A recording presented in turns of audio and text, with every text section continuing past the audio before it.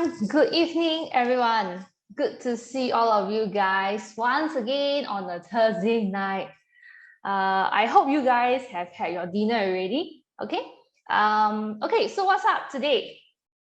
Again, this session will be a short one, and my objective is to share with you what has changed since my previous sharing 2 weeks ago on the markets.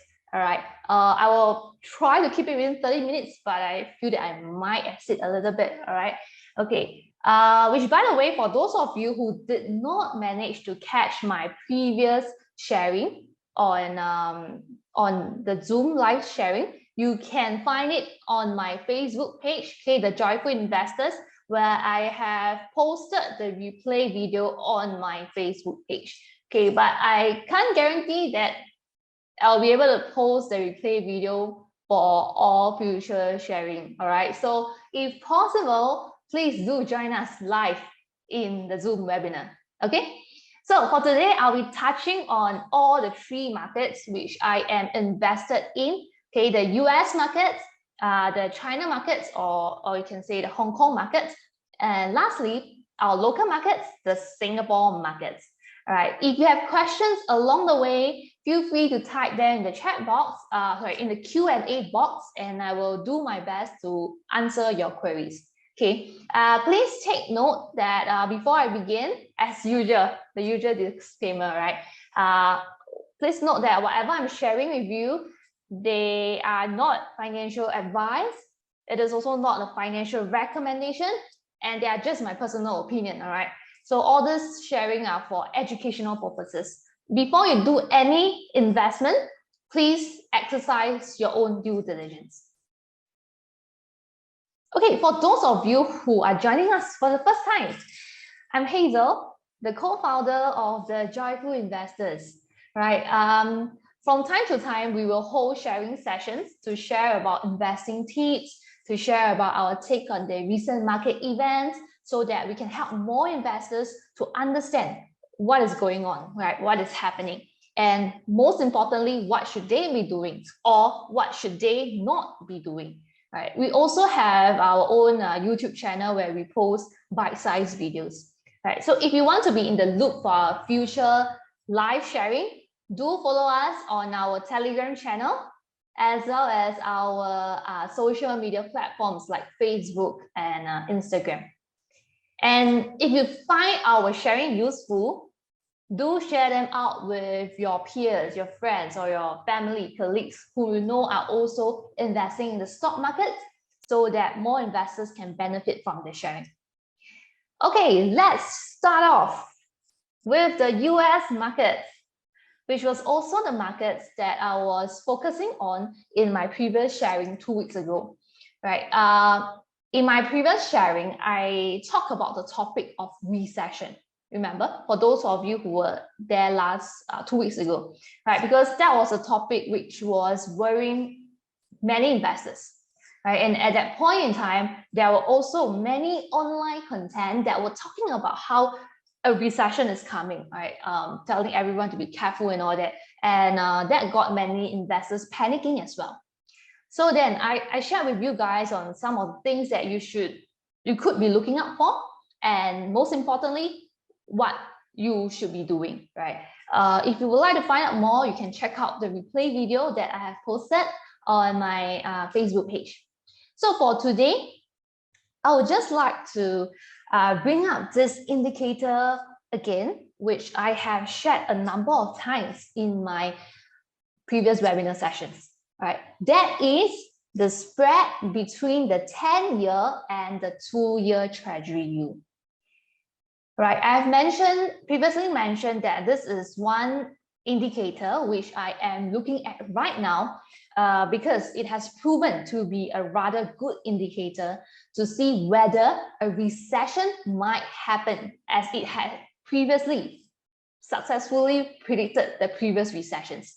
All right, so for the benefit of those who missed this part whereby I explain how this works, right? Let me explain again how to look at this indicator. So how it works is that historically, economic recessions occur when the spread between the 10-year and the 2-year Treasury yield drops below zero, right? This line is the zero line. Okay, when it drops below zero, historically, it has been a good indication of a recession coming up. And the reason why a negative spread is bad is because the yield for a longer time period should generally be higher than the yield for a shorter time period in order to compensate the investors for holding on to the bond for a longer period, right? So in order to compensate for the higher risk for the longer holding period, which is why generally under normal economic conditions, the 10-year yield minus of the 2-year yield should be a positive number. So when it goes to negative, then something is not that right, okay?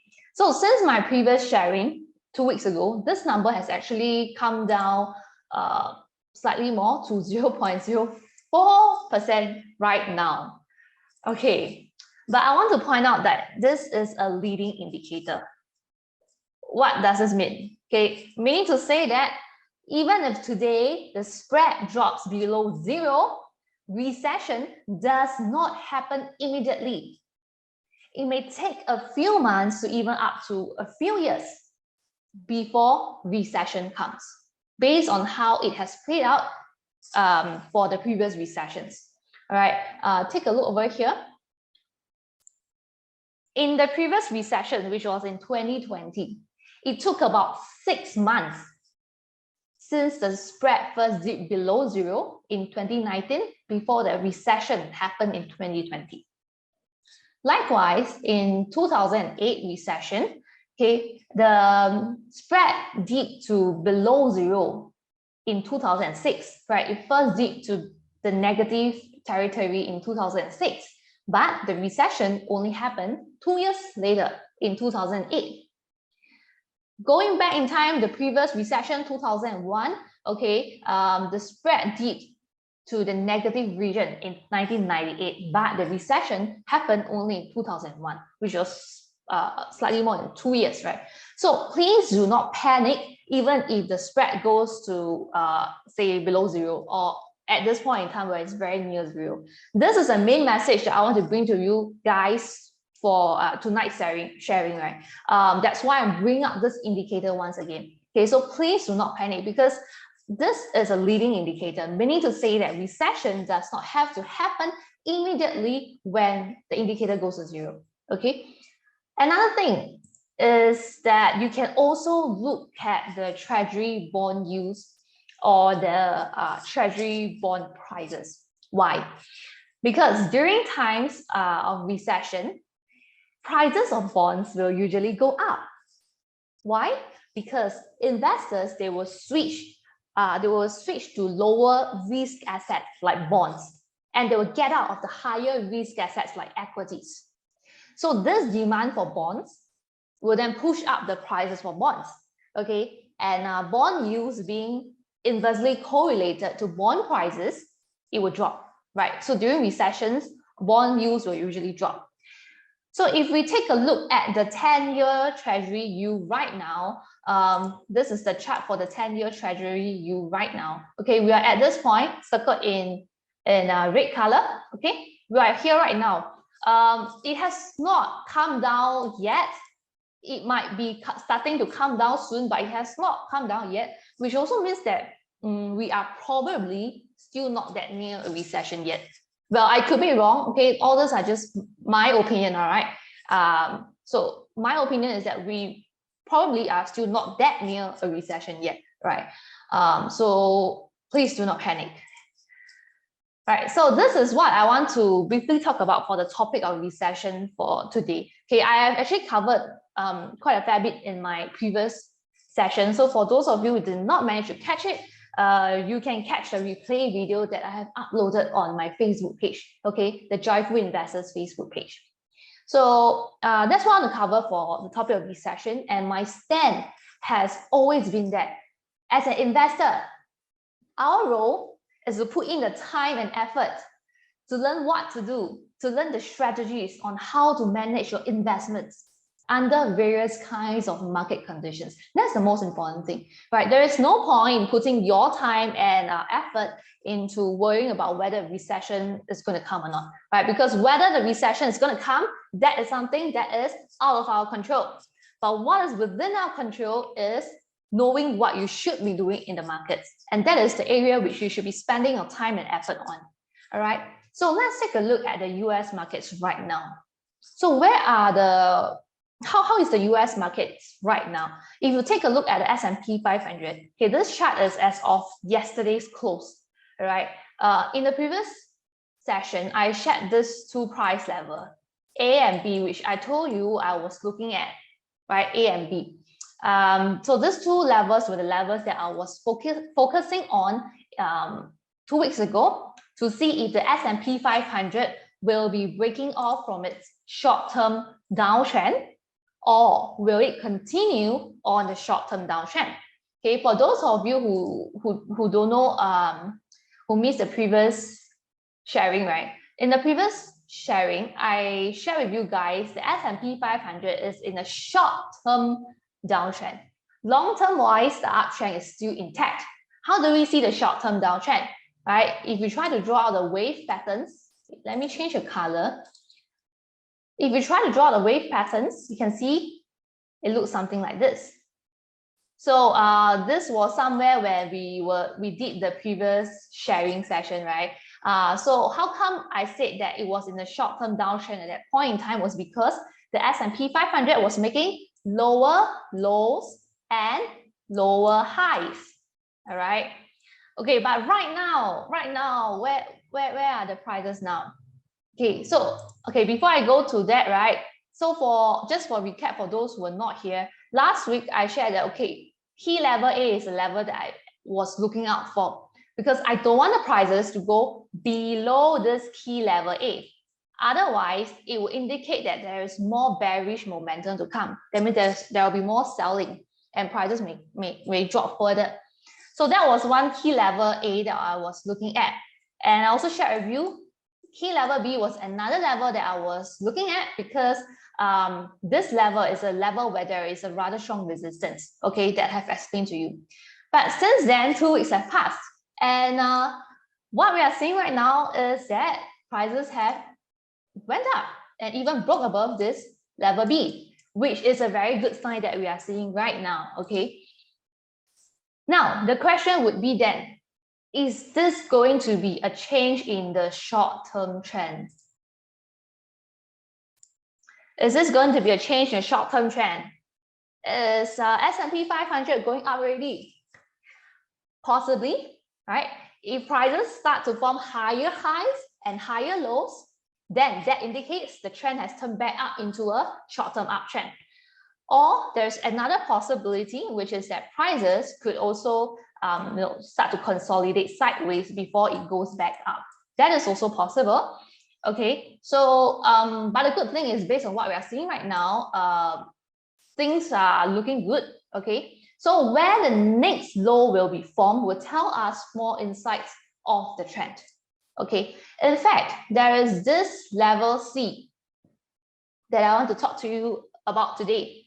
Okay, this level C is another very strong level of resistance for the S&P 500. Okay, this level C that the S&P 500 has to overcome if it wants to go back up on the uptrend in the short term. Okay, right now it has gone above this level C. Okay, but it doesn't mean that it will continue to go up like that. Okay, sometimes this could be a false breakout, just like what happened here. You see, it went up above, but there is some very strong resistance right here. That's why it couldn't go back up. It went down and then it tested this level again and it came down. Okay, so this level is a very strong resistance level because prices have previously not been able to break above this level. And let me also share with you another reason why I say this level is a strong level. Okay, another reason why is, have you guys heard of this Fibonacci numbers? Have you guys heard of Fibonacci numbers? or the term golden ratio, right? Some of you may have learned it in mathematics classes before. Okay, the Fibonacci numbers is a very interesting concept because of how it can be applied to many things in the world, including the stock markets, right? Let me explain how it works. So this sequence of numbers, starting with 0 and 1, is created by adding the previous two numbers. That means you see 0 plus 1, you get 1, right? So you have a 1 here. 1 plus 1, you get 2. So you have a 2 here. 2 plus 3, you get 5. 3 plus 5, you get 8, and so on. And the sequence continues on, right? So here's where the golden ratio comes in. If we try to divide a number in this sequence by its preceding number, you can see that the ratio gets closer and closer towards 1.618 something. Okay, 1.618 and other numbers, right? This is actually the golden ratio, right? Let me show you the next slide. So the golden ratio is 1.618. We will see this later on in stock charts as well. Okay, for those of you who find this fascinating, you can read out more about this, because this golden ratio doesn't only apply to the stock market, which I'll show you in a while how, but also applies in things like plants, in a snail, or in pyramid structure like this, or even Mona Lisa. Okay, so back to our stock market. Okay, by drawing on this stock chart, okay, this Fibonacci retracement tool over here. Okay, this Fibonacci retracement tool refers to this. If you look over here, there's this very colorful section, right? And actually, there's this dotted line that links up the peak to this, the previous low. So this whole thing is a Fibonacci retracement tool, okay?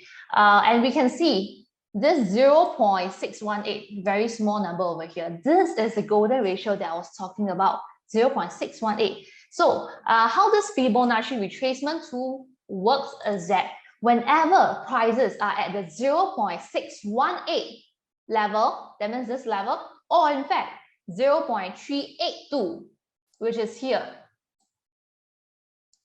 these are usually what we call the stronger price levels, which could possibly form support and resistance levels for stocks and indices.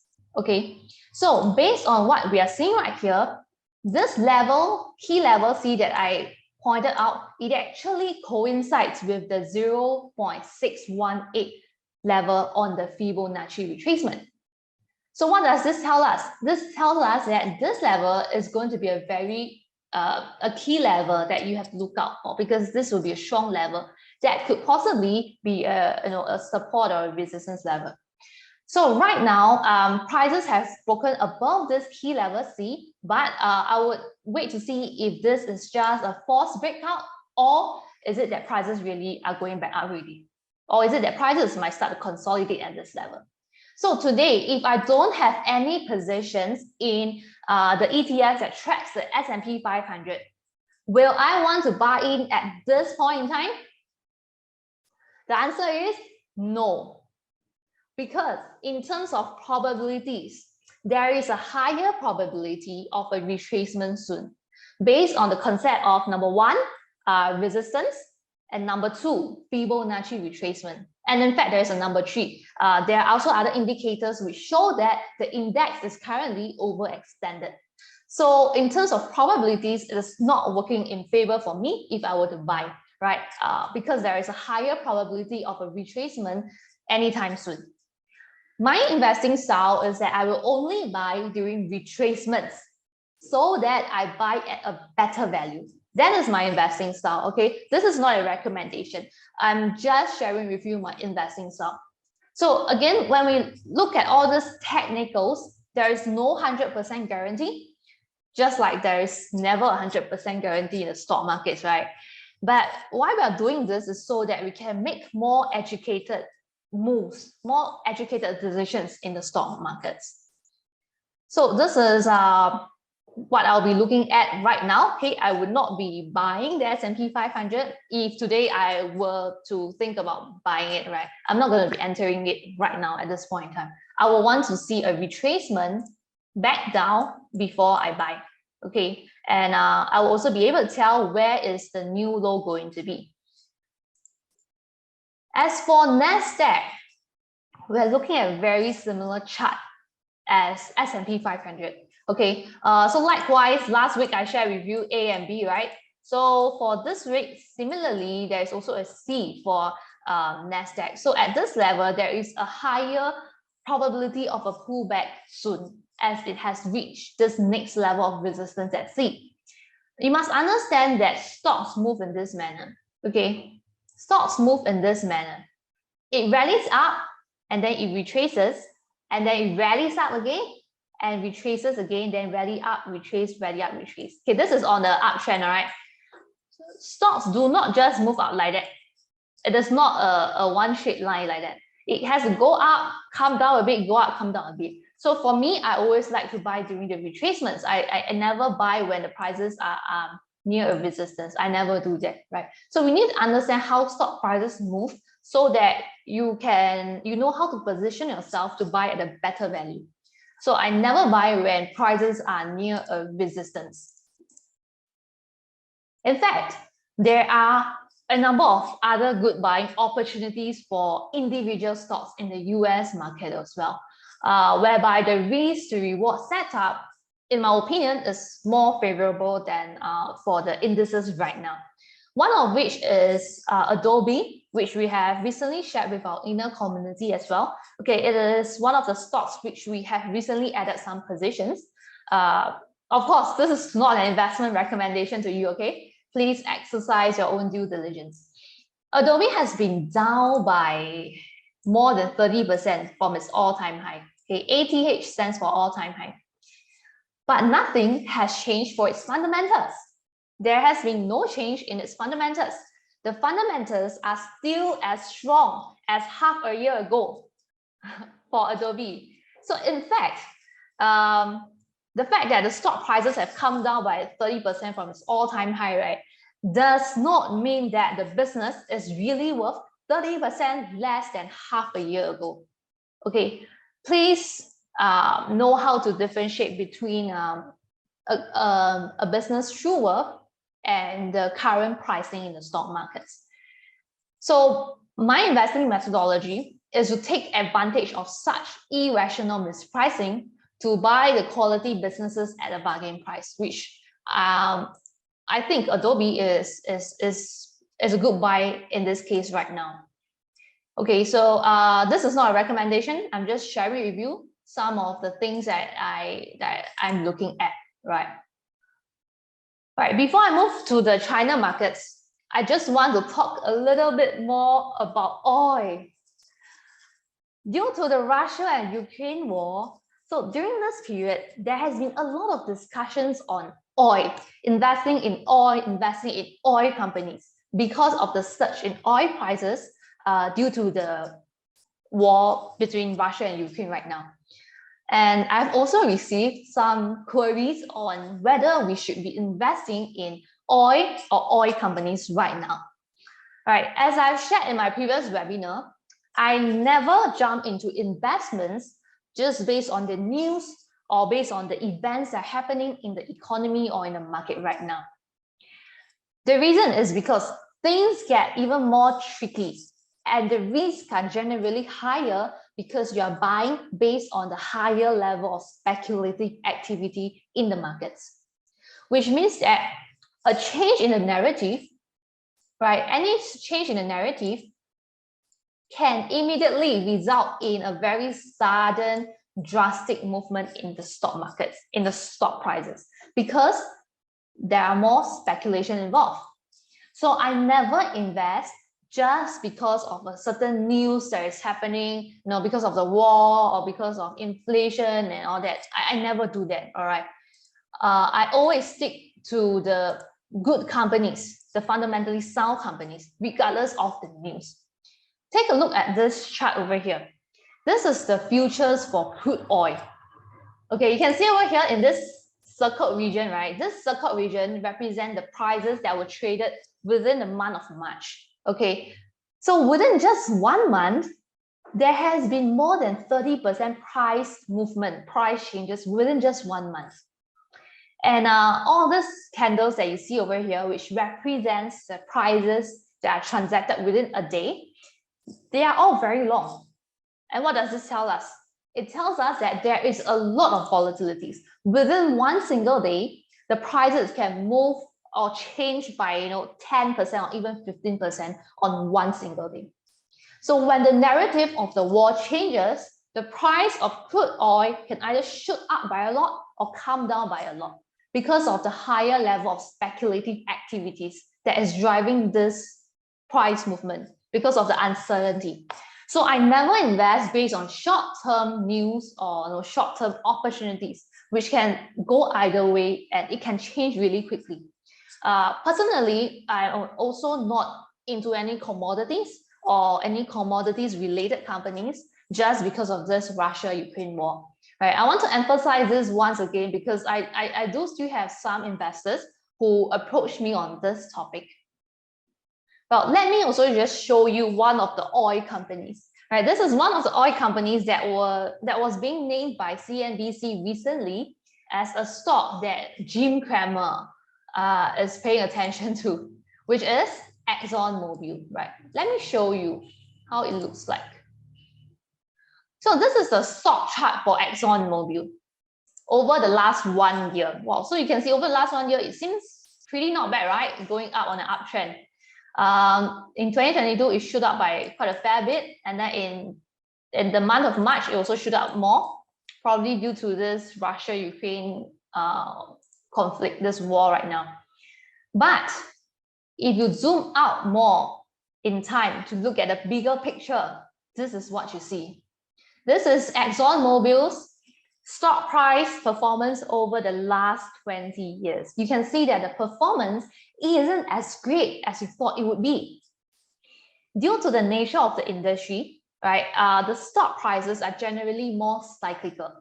When stocks are more cyclical in nature, you have to be extra careful on your purchase price because the overall returns is going to be greatly influenced or greatly dependent on your initial purchase price.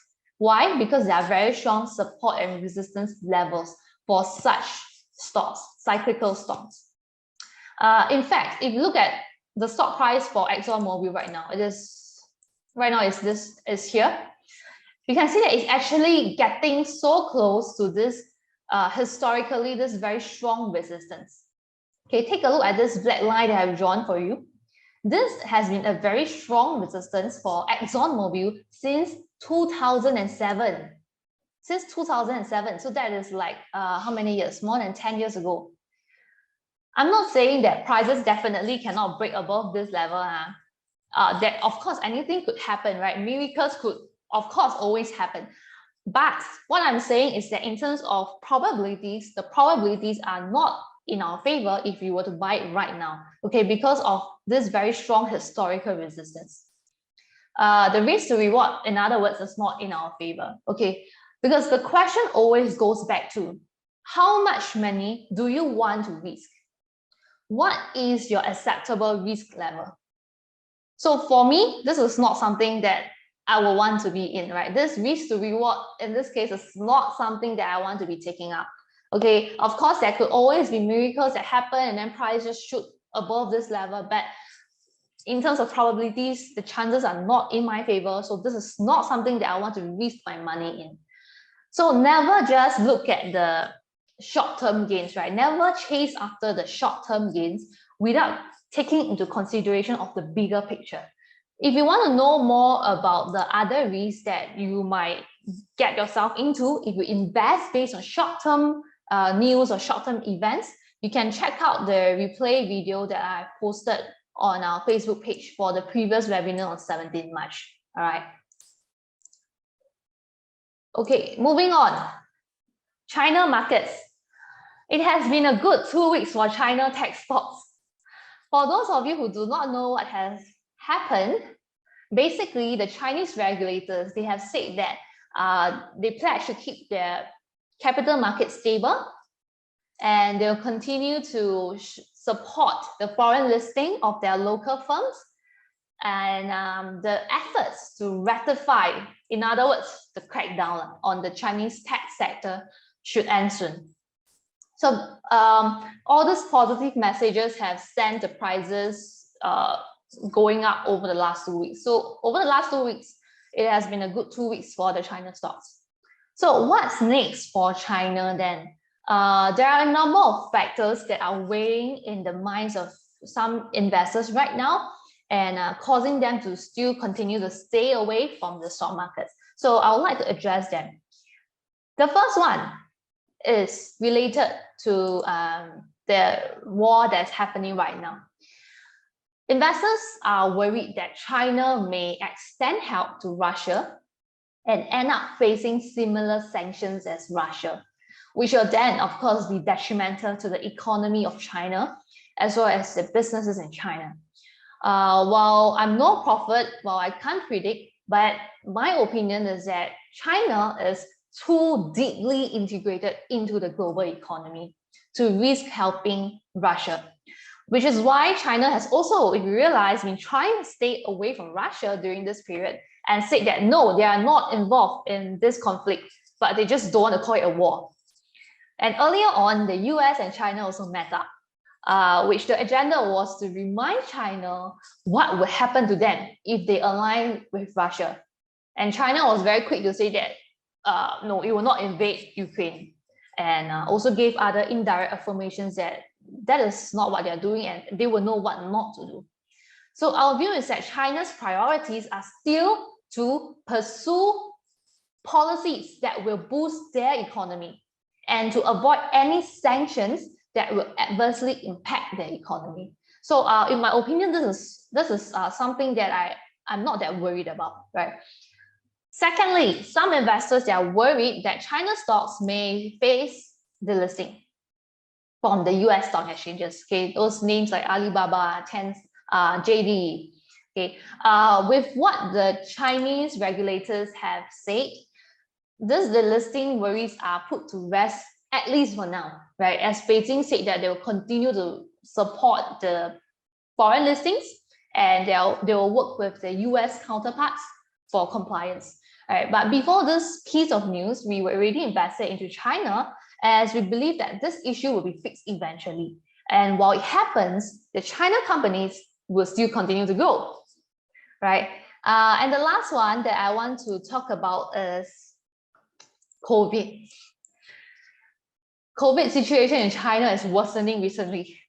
This year, China has had a few lockdowns already in those parts of China whereby there is a higher number of infected cases, right? And this current spread might also be due to the lower efficacy of the Chinese Sinovac vaccine. So, but in my opinion, out of all these three factors, right, this factor is one which is of the least concern, because we have seen before how China can eventually manage the situation in the past, as well as, with all the further implementation of antiviral pills, it will help with the COVID situation eventually, not just for China, but for the entire world, in fact. So in my opinion, this is, out of the three, this is one that I feel that should be of the least concern out of the three. So these are some of the possible worries that are in the minds of investors right now, right?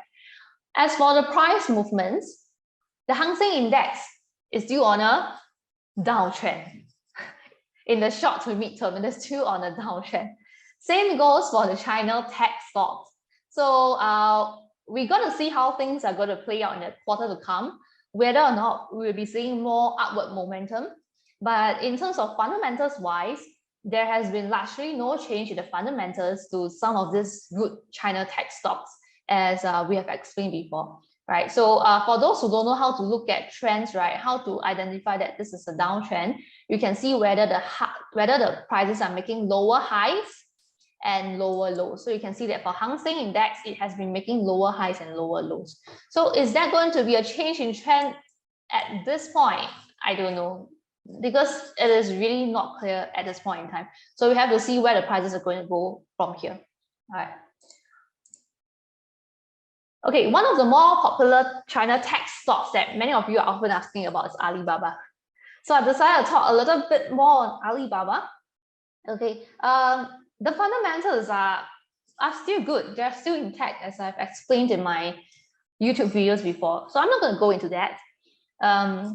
Since a series of crackdowns that happened to Alibaba, which started from the suspension of the Ant Group IPO, and then the Chinese regulators started to say, okay, I'm going to do more inspections, and then there were antitrust rules that were being announced, fines that were being levied. The stock prices of Alibaba has been on a downtrend, right? It's been coming down. So for those who are looking at Alibaba and thinking whether or not to buy Alibaba, right? There is one key level that you can be looking at, which is this blue line. If you see over here, this blue line that I have drawn. Okay, what is this? This is the 50-day moving average. So as you can see, this 50-day moving average has been acting as a very strong resistance for Alibaba ever since it went on a downtrend. Okay, let me show you. You see, there are a number of occasions whereby the prices actually tried to test this 50-day moving average. Let me draw it for you. This is one, right? If you look over here, the prices also hit the blue line, but eventually it cannot break above and came down. Okay, over here as well, it went up, but this was just a false breakout. Okay, here also it hit, and this region as well, and most recently we are at here right now. It also went above the 50-day moving average, but is this going to be another false breakout? Well, I don't know, but that is something that I'll be looking out for. So this 50-day moving average is one key resistance that investors would need to be looking out for if you are thinking about investing in Alibaba, right? Because you see, for there to be a change in trend, the first step is that prices, in this case, will have to first be able to break above this 50-day moving average. So for ourselves, for TJI, we do hold positions for Alibaba right now. Yes, we do hold. But for investors who are perhaps more risk averse, you can also consider entering only when the prices start to show more clear uptrend, right? When the prices start to make a clear uptrend, then you could enter. That is also possible. Okay, so it depends on your risk appetite. For us, we do hold positions for Alibaba right now. Okay, so for those of you who are looking at Alibaba, this would be one key resistance for you to take note, which is also what I am looking out for Alibaba, right? Okay, lastly, down to the last one, Singapore markets. The STI had a good recovery since the COVID crash in 2020. Right, the COVID crash was at here. Okay, this was the COVID crash, and since then the prices had a good recovery back up now. Okay, it is now at somewhere near the 3,400 mark. By the way, I do not invest in the ETF, which is ES3 that tracks STI index. Right, for those of you who have been following my YouTube channel, you would have seen this video on whereby I share why I personally don't invest in STI. Okay, but for the benefit of those who still want to invest in STI and are asking whether is this a good level to be buying ES3 right now, I'll share my views with you. All right. Can you see that somehow at this region over here, which I have boxed up, prices can't seem to go above here, this region that I've boxed up, this somewhere about 3,004 to 3,006 region.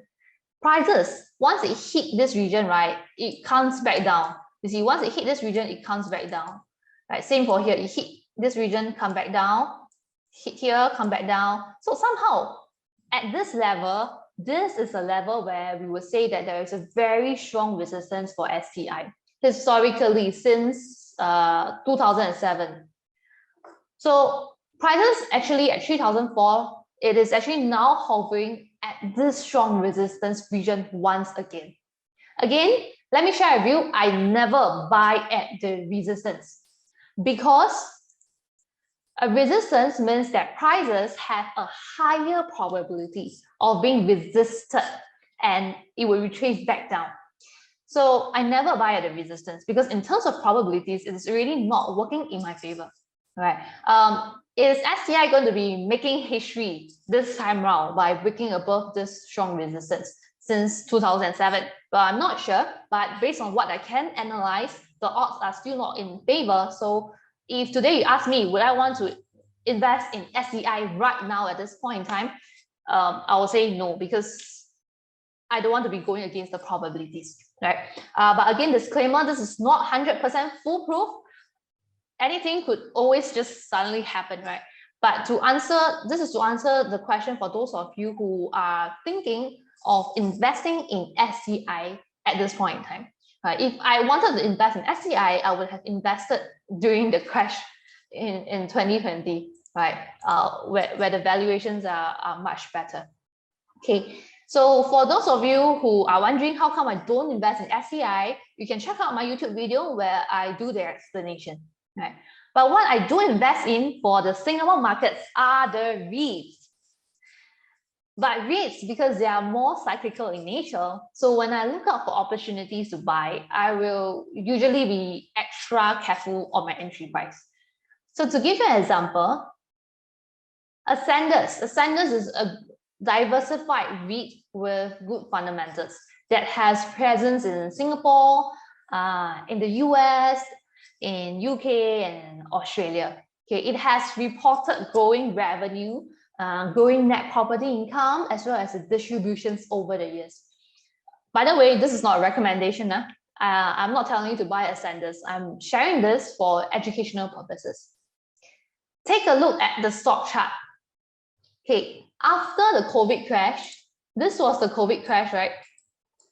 After the COVID crash, prices actually recovered very fast up. And we saw a more than 50% rally after the COVID crash. Okay. When I say things like this, I will never buy.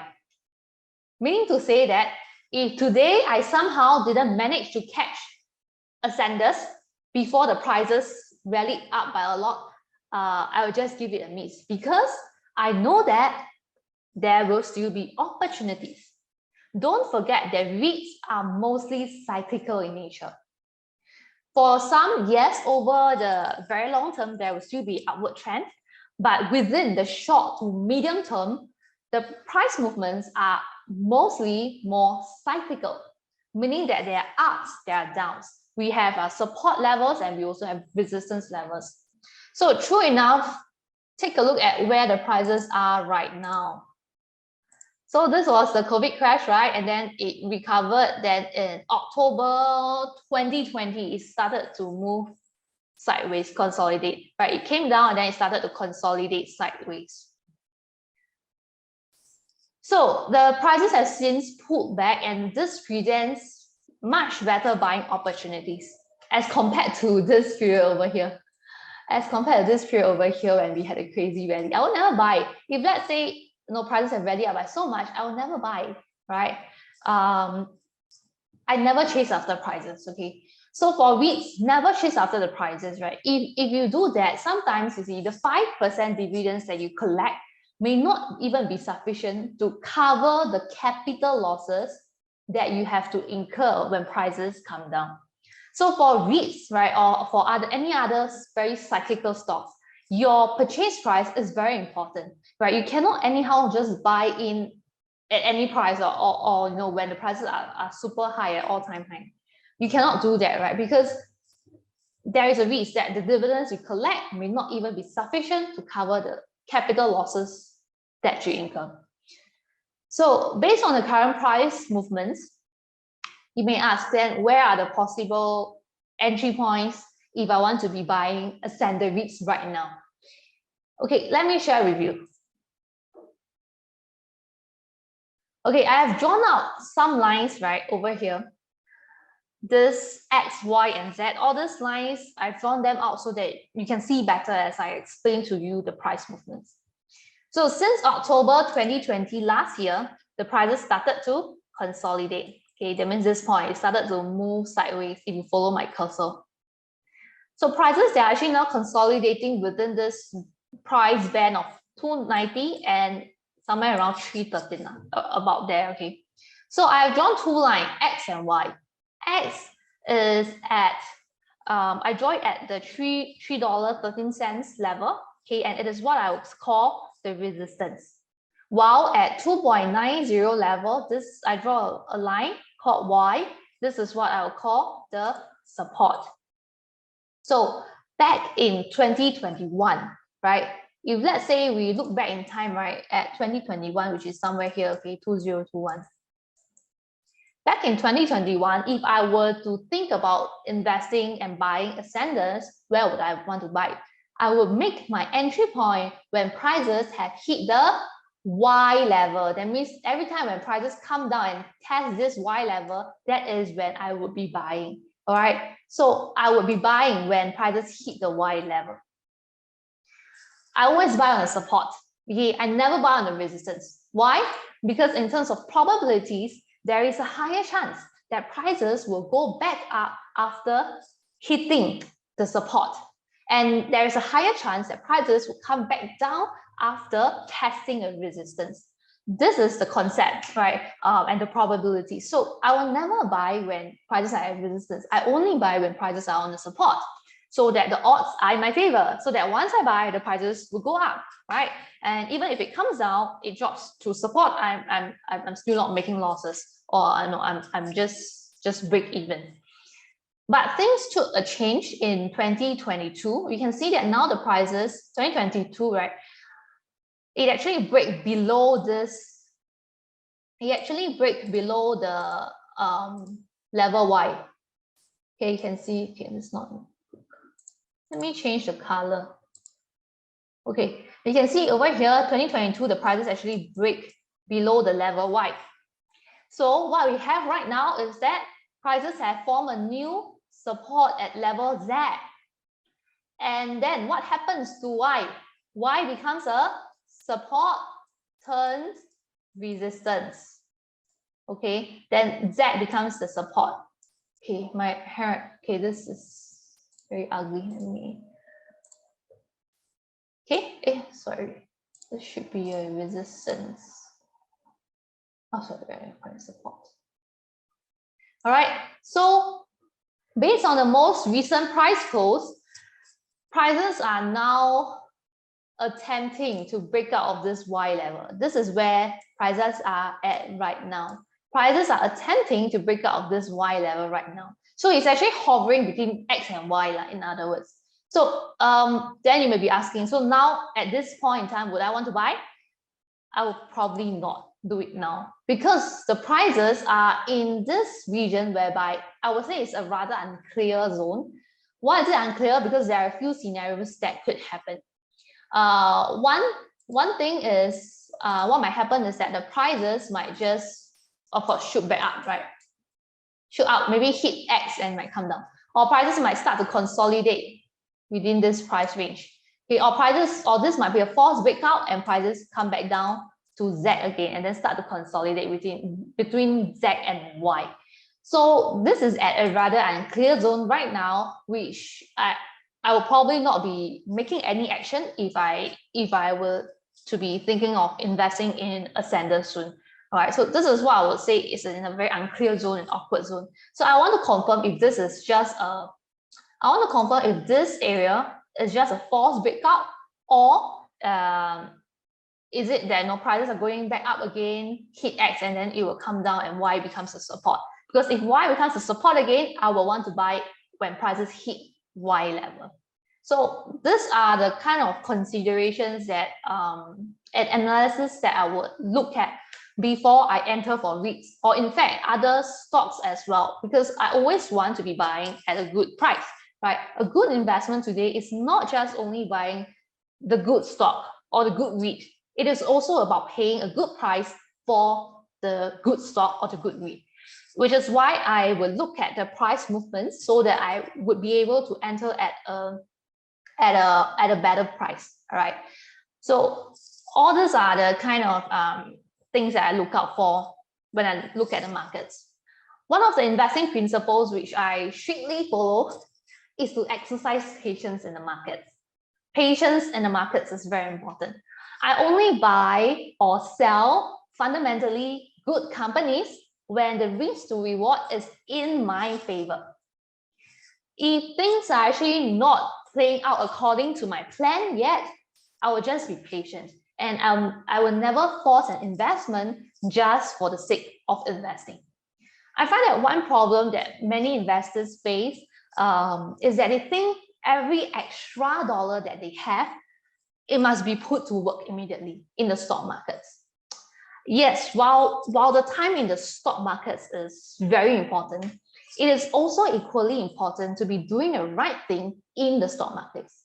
Otherwise, you are only as good as wasting your time in the market if you are not utilizing, if you are not maximizing the utility of your money in the stock markets, right? So these are some of the investing principles and methodology that we practice ourselves in the markets, and we teach to our students to become better investors in the stock market. All right. So I hope you guys have learned something from my sharing tonight. Right? I know I always say I want to do it for 30 minutes, but somehow I always exit.